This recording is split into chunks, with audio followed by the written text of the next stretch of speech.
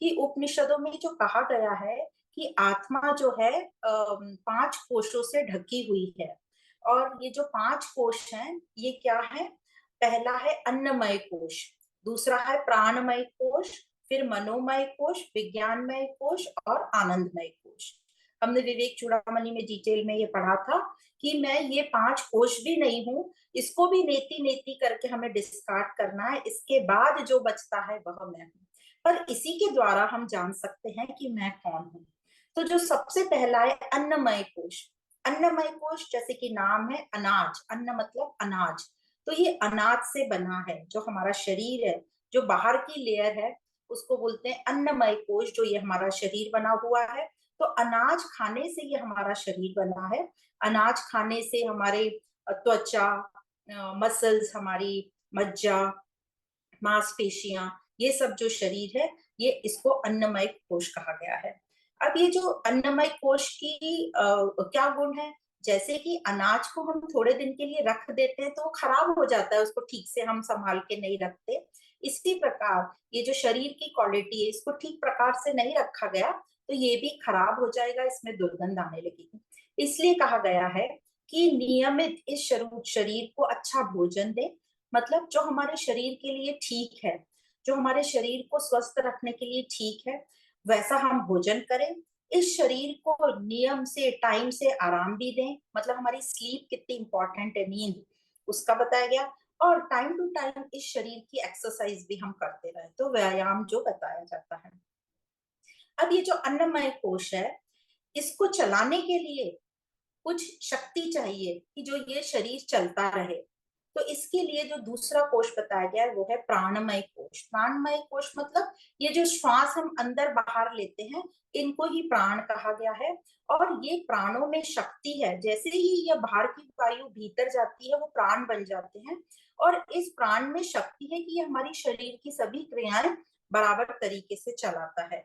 तो प्राणमय कोश में जो 5 प्राण बताए गए हैं, अपान, समान, प्राण, व्यान और उदान।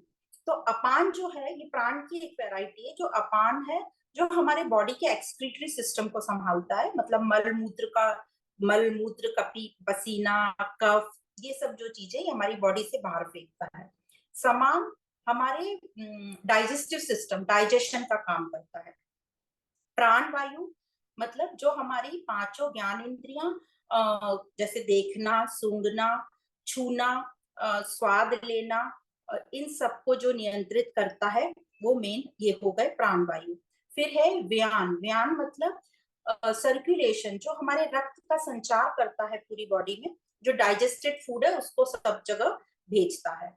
और फिर है उड़ान। उड़ान मतलब हमने नीचे से शुरू किया, अपान से, तो नीचे से ऊपर चले तो सबसे ऊपर आता है व्यान। व्यान मतलब जो हमारी विचार शक्ति, मतलब हमें समझना वगैरह, विचारों को ग्रहण करने में जो क्रियाशील है। तो इस प्रकार ये 5 हुए प्राण। अब ये जो प्राण है, इनको कंट्रोल में रखने के लिए जो साधना बताई गई है वो है प्राणायाम। अब प्राण में शक्ति तो है, पर प्राण में ये विवेक नहीं है। तो प्राणों को विवेक मिलता है मन बुद्धि से। तो अब आगे चलते हैं मन बुद्धि को पढ़ने। तो जो तीसरा कोश है वो मनोमय कोश है। मनोमय कोश मतलब मन से जो बना हुआ है। मन मतलब जो हमारे विचार हैं, जो हमारे भाव हैं, वह हुए मनोमय कोश में। तो ये जो हमारी पसंद नापसंद है, जो हमारा मन जो है, जो हम बार बार पास्ट में चले जाते हैं, फ्यूचर में चले जाते हैं, ये सब मन के क्वालिटीज हैं। और ये सब हमारे बचपन से या पहले से भी जो आती है हमारी वासना है, उनके साथ साथ ये डेवलप हो जाता है। तो ये जो मन है, कभी भी उसको रहना चाहिए प्रेजेंट में, पर वो प्रेजेंट में न रह के हमेशा पास्ट या फ्यूचर में चलता है। तो ये मन का हमारा दोष, अशुद्ध हो गया है हमारा मन। तो इसलिए कहते हैं मन बड़ा चंचल है। तो यदि हमारा ये मन शुद्ध नहीं हुआ, ये सुमन नहीं रहा, मतलब सब जगह भागता रहा और हमने उसको कंट्रोल नहीं किया, ये भागता क्यों है मन इधर उधर? इंद्रियों के कारण। तो ये मन इंद्रियों के ऊपर इंद्रियों से चलता है और इंद्रियों के जाल में फंस जाता है, विषयों में उलझ जाता है। तो यदि मन को हमने ठीक प्रकार से कंट्रोल नहीं किया, तो ये मन हमारा इधर उधर दौड़ता रहेगा पास्ट और फ्यूचर में, और हमारा स्ट्रेस बढ़ेगा और हमारा स्वास्थ्य बिगड़ेगा। फिर हमारे अंदर जो है नेगेटिव विचार ज्यादा आएंगे और पॉजिटिव विचारों की कमी पड़ जाएगी। तो कौन करेगा इस मन को कंट्रोल? मन को कंट्रोल करेगा हमारा बुद्धि। तो नेक्स्ट जो कोश आता है वो आता है विज्ञानमय कोश। तो विज्ञानमय कोश जैसे कि बुद्धि का काम है डिसीजन करना, निश्चय करना। तो बुद्धि में विचार करने की जो शक्ति है, यदि ठीक तरीके से नहीं हुई निश्चय करने की शक्ति, तो हमारा फिर ये विज्ञान बुद्धि भी हमारी ठीक से मन को कंट्रोल नहीं कर पाएगी और प्राणों को कंट्रोल नहीं कर पाएगी। तो बुद्धि में विवेक होना चाहिए, जो कि हमें नित्य और अनित्य में भेद बता सके थे, जो हमने पढ़ा था नित्य अनित्य विवेक, जो विवेक चूड़ामणि ने पढ़ा था। तो बुद्धि, इंद्रियां, मन, प्राण सबको कंट्रोल करती है। तो अपनी बुद्धि को हमें कुशाग्र करना है। तो अपनी बुद्धि को हम कुशाग्र कैसे करेंगे? शिक्षा से, ज्ञान से। अब ये जो मन की बात हो रही थी, मन जो चंचल है, मन को कैसे कंट्रोल करेंगे? तो मन के लेवल पे हम कंट्रोल कर सकते हैं, मन को थोड़ा मौन करके, मन को थोड़ा ठीक जगह डायरेक्ट करके। और बुद्धि को तीव्र करेंगे तो बुद्धि ऑटोमेटिक हमारे मन को कंट्रोल करेगी। पर बहुत सारे अनुशासन बना के, नियम बना के हम अपने मन को ध्यान में लगा के, भजन कीर्तन से और एकाग्रता से आती है। तो ये सब बहुत सारे टूल्स हैं जिससे हम अपने मन को कंट्रोल कर सकते हैं। वैसे मेन हम यदि बुद्धि को कुशाग्र कर ले तो वो मन को ऑटोमेटिक कंट्रोल कर लेगा। तो ये जो हमारी बुद्धि कुशाग्र होगी ज्ञान से, शिक्षा से, तो हमारी जो बुद्धि है ठीक प्रकार से मनन चिंतन कर पाएगी, आत्मिक चिंतन कर पाएगी, ठीक डायरेक्शन में उसका चिंतन होगा। हम ठीक प्रकार से सोच पाएंगे। ठीक प्रकार से सोच पाएंगे मतलब जिससे हमारी उन्नति हो, जिससे हमारे मन की उन्नति हो। तो यदि हमने बुद्धि को ठीक ज्ञान ना हो तो हमारा मन जो है इंद्रियों में उलझता रहेगा और वह ठीक प्रकार से कंट्रोल में नहीं रहेगा। तो ये हमारा विज्ञानमय कोश। इसलिए कहा जाता है कि बचपन में जो अपना जो ब्रह्मचर्य आश्रम बताया है उसमें शिक्षा और ज्ञान का बहुत महत्व बताया है। तो वो टाइम है शिक्षा और ज्ञान को लेने का, ताकि हमारी बुद्धि में ये ठीक प्रकार से फिट हो जाए कि क्या नित्य है, क्या अनित्य है, मेरे लिए क्या ठीक है, क्या नहीं है, और उस मार्ग पर हम चले, किसी भी चीज का हम न्याय ठीक प्रकार से कर पाए। अब विज्ञानमय कोश के बाद आता है आनंदमय कोश। आनंदमय जो कोश है ये सबसे लास्ट कोश है जो आत्मा के एकदम करीब है। और यह वासनाओं का कोश, मतलब यह जो है वासनाओं का कोश है, यह शरीर धारण करने का कारण है। वासनाएं ही कारण है हमारे शरीर को धारण करने का। तो ये वासनाएं हमारे व्यक्तित्व का सूक्ष्म बीज हैं। अब सबसे ज्यादा आनंद में हम कब रहते हैं? हम कब ये बोलते हैं अरे बहुत मजा आया, बहुत अच्छा लगा? तब बोलते हैं जब हम सोकर उठते हैं गहरी अच्छी नींद में। तो गहरी नींद में ही ये आनंद का अनुभव होता है। पर ये अनुभव कब होता है? उठने के बाद, जागने के बाद। जब, और ये गहरी नींद में क्यों होता है हमें आनंद का अनुभव? क्योंकि तब वासनाएं जो है अव्यक्त फॉर्म में रहती हैं। इसीलिए इसको कहते हैं आनंदमय कोश, नींद को कहते हैं आनंदमय कोश। और जागते ही ये वासनाएं लौट आती हैं। और कैसे लौट आती हैं? हमारे विचार, हमारे थॉट्स, हमारी इच्छाएं जो हैं भाव में, हम भावों में, इमोशंस में।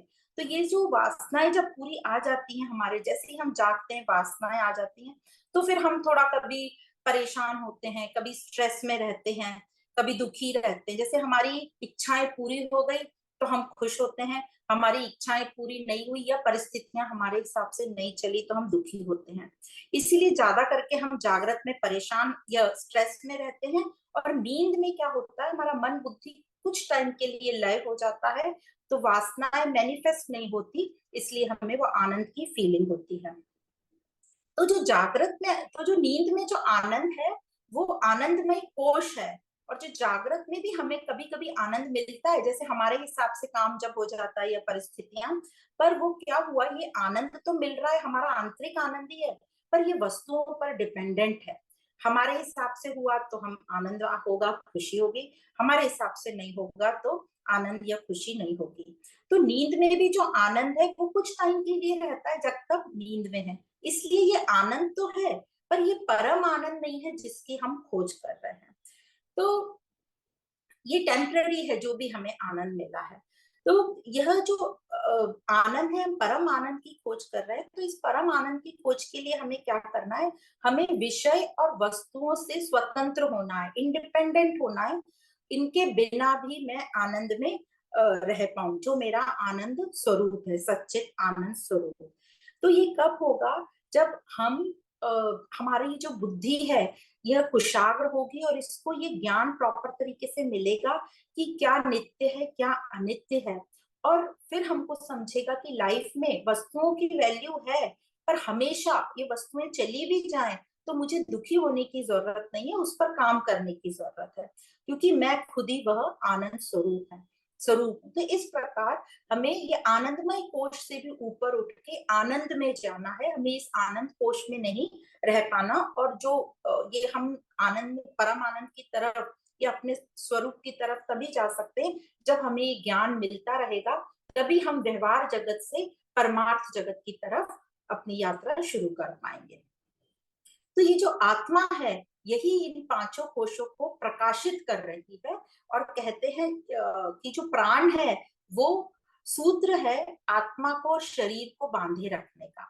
तो जैसे ही प्राण निकल जाते हैं या प्राण हमारे शरीर से चले जाते हैं तो धीरे धीरे मन, बुद्धि, इंद्रियां भी सब चले जाते हैं। वो शरीर शिथिल हो जाता है और धीरे धीरे शरीर भी विघटित हो जाता है और पांचों तत्वों में लीन हो जाते हैं। तो इस डायग्राम से हम देख सकते हैं कि 5 तत्व बताए गए हैं। सबसे अंदर जो है आत्मा, और उसके बाद आनंदमय कोश, फिर विज्ञानमय कोश, मनोमय कोश, प्राणमय कोश, और सबसे बाहर वाला अन्नमय कोश। तो अन्नमय कोश हमारा स्थूल शरीर है, फिजिकल बॉडी। प्राणमय कोश, मनोमय कोश और विज्ञानमय कोश सूक्ष्म शरीर है।